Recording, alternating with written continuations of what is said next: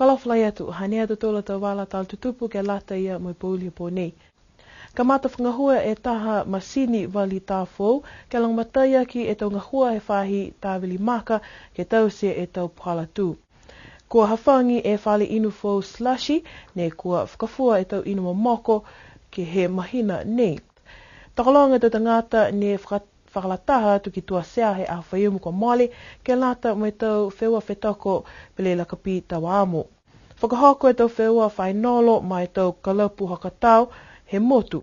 Kua kamata whangahua e taha masini wali tā fōu he whahingahoa tāwili maka ke he palatu he palia i tapeu.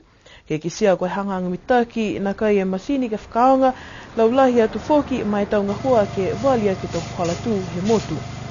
Ne tamai e masini fōu nei he tōle mahina kua mole ka kua nākai, kaonga he nākai whai wali tā ke motu ka kua kaonga e mga hoia ke whakaako e tau tangata ngahua ke whakaonga e masini nei.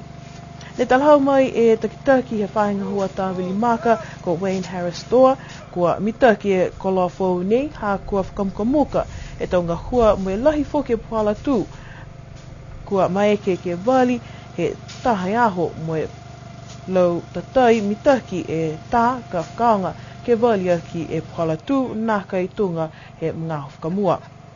Ka eke kua hangangi mitaki e tau ngahua mo e tau whakataitai he masini wali fōu nei ke he palia i tapeu tō whai anoanoanga e whahinga hua ke kamata wali e tau puala tū ke he tau palia he motu. Taha e whale whakafua inu momoko fōu kua hawhangi ke he loto taoni a lofi mo e koe taha whahe pinchinisi whale whakafua kawa he motu. Ko e whale koloa nei ko whahingoa e ko e slushy ne mau ki hawhangi he mahina ha apelila kai kua tauwhi he whahinga hua malolo sino mo e tuku atu whala tau hata kianga ke ngahua ki ai ke ono e whahitapu. Takalonga e tangata ne kua tolo atu ki tua sea ha kupu ke lata ia me tau whewa whetoko lakapi tau amo ke hokioki wahatapu kua mole atu. Ko whakaholoanga ne kua whakatokatoka he matakau fuata ha kupu Young People Fellowship mo e kua tause ke whakahoho e tau fuata ke tau whewa sipote. Ko pehe mai e takitaki he matakau fuata ha kupu atua ko Randy Liuvaye, kua matalahi e tau whānau fuata he maanga, ha kua tokolonga mo e kua mawhala e tau whewa he aho whaiumu. Mo e kua maeke ke whakaonga e male aonga ha tua sea ke whakalataha e tau matakau he tau maanga ke he whewa sipote lakapi tau amo. Ke tunga ni ne kua tause he tau mamatua ha kupu ke tau whakamua. Ko molea hongo fulu e matakau ne kua tohia e tohingoa ke he whetoko he aho, toko whā he tau maanga ne kua ua e matakau mo e molea e ua seo me tōnua fulu e tau tangata ne kua tohia e tau hingoa ke lata ia me tau whewa nei. Kau tū ni e maanga ha tamkautonga he tau nei, tu ua e matakau ha kupu uli mo e tūtolu a alofi.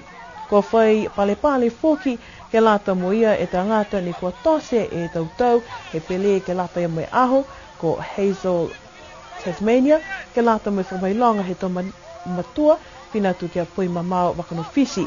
Mo e pale kia ia ni kua longa e tau ola ko maua ke lata mo e aho ni kua whiwhiri he matakau hakupu Young People Fellowship pinatu ai kia Joshua O'Malley. Kua whakatoatoa e tau whewa whetoko hokotau he tau kalapu ke he whalekai Arlinas he aho whaiumu kua mole. Kua kamata e tau whewa hokotau he tōlu mahina kua mole mo kua malikisi ha ke tau numela he tau matakau ni kua whetoko ke he tau nei whakatatai ke he tau kua mole. Pia mai tuhi tupe e matakau hokotau ko Waine Pasisi kua malikisi ha ke e numela he tau whiwhine ne kua whetoko he tau nei mo e kua taha ke fuata tose, ne kua whakise e hana tau makau ke sipote hakatau mo e kua whaituanga ke tau pale.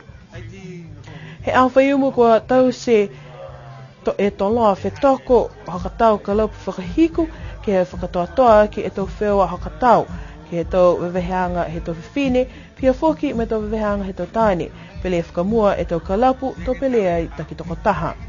Kautu e matakau he tau tāne ha Clayton's Koruba, ke lata me kalapu he tau whiwhine ko e matakau Arlinas. Ke he tau whiua taki toko taha, he tau whiwhine ko moa e Deborah Akeimo, ke lata me tau tāne ko Paul Pasisi.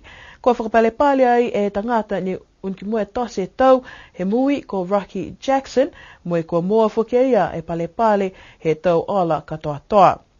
Ko osi e tau whetoko a hoka tau, he tau kalapu mui kua ama manaki, ke he tau whetoko premiership, ke he awhaiumu he whahitapu nei. Whakaosi mai he nei ato tolu a tau wala tal tutupu, ke lata ia mui pauli he pō nei. Kia nono whaa.